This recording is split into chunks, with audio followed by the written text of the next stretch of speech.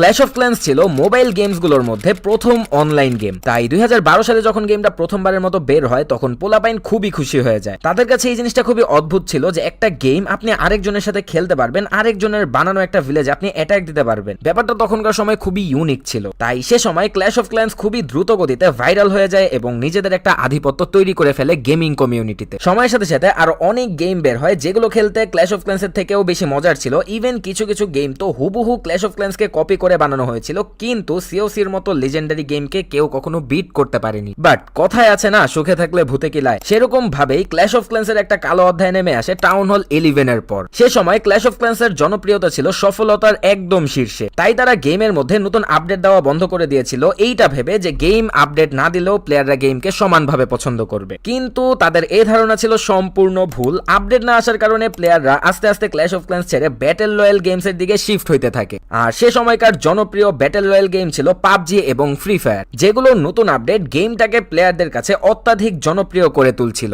অন্যদিকে clash of clans সে সময় খুবই বাজেভাবে ডাউনফলের দিকে যেতে থাকে, কিন্তু তারা কিছুদিনের মধ্যেই তাদের ভুল বুঝতে পারে এবং সাথে সাথেই নতুন টাউন হলের আপডেট নিয়ে আসে, যেটা ছিল টাউন হল 12। নতুন টাউন হলের সাথে সাথে ক্ল্যাশ অফ ক্ল্যান্স তাদের বিজ্ঞাপনও খুবই হাইফাই ভাবে প্রচারণা শুরু করে, কিন্তু এতে বেশি একটা লাভ হয় না, কারণ ইতিমধ্যেই প্লেয়াররা ক্ল্যাশ অফ ক্ল্যান্স খেলে বোর হয়ে গিয়েছিল এবং তাদের কাছে সে সময় ব্যাটেল রয়্যাল গেমগুলোই ছিল গেমিং কমিউনিটির সব থেকে মজার গেম। এইসব কারণে ক্ল্যাশ অফ ক্ল্যান্সের আর কোনো কিছুই করার থাকে না, তারা নিজেদের গতিতেই আবার চলতে থাকে। প্রতি বছর নতুন আপডেট, নতুন টাউন হল, কিন্তু প্লেয়াররা আর কোনোভাবেই গেমে ব্যাক করে না।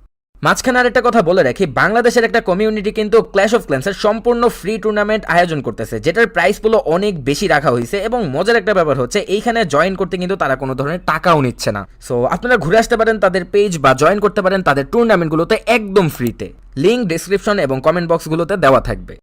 তো একটা সময় যে প্লেয়াররা সিওসি ছেড়ে ব্যাটেল রয়্যাল গেমে শিফট হয়েছিল, আস্তে আস্তে তাদের কাছে ব্যাটেল রয়্যাল গেমগুলোকেও বিরক্তিকর লাগা শুরু হয়, যার ফলে তারা খুঁজতে থাকে এমন একটা গেম যেটাকে একদম শান্তভাবে খেলা যায়। তাই ফাইনালি সেই প্লেয়াররা আবারও ক্ল্যাশ অফ ক্ল্যান্সে ব্যাক করতে থাকে। এইভাবেই the legendary game clash of clans mobile gaming কমিউনিটির রাজা থেকে গেমারদের অপছন্দের লিস্টে পাড়ি জমিয়েছিল, যেখান থেকে তারা আস্তে আস্তে আবার উঠে আসতে পারতেছে। সো এই ছিল ক্ল্যাশ অফ ক্ল্যান্সের ছোট্ট একটা ইতিহাস, যে ক্ল্যাশ অফ ক্ল্যান্স কিভাবে গেমিং কমিউনিটির রাজা থেকে একদম পথে বসে গিয়েছিল এবং তারা আস্তে আস্তে আবার নিজেদেরকে উপরের দিকে নিয়ে যাচ্ছে। ভিডিওটা ভালো লাগলে একটা লাইক করে দিবেন, এন্ড সিওসির মধ্যে যদি কোনো পারচেজ করতে চান তা সরাসরি আমার পেজ থেকে করে নিতে পারবেন। থ্যাঙ্কস ফর ওয়াচিং, দেখা হচ্ছে নতুন কোনো ভিডিওতে। ততদিন পর্যন্ত ভালো থাকবেন, সুস্থ থাকবেন, আল্লাহ হাফিজ।